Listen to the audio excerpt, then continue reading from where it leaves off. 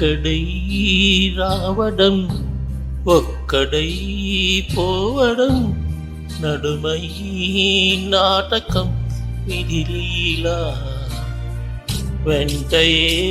పందము రక్త సంబంధము తోడుగా రాతుగా తుదివేళ మరణమనేది ఖాయమని మిగిలెను కీర్తి ఖాయమని నీ పరువు మోసేది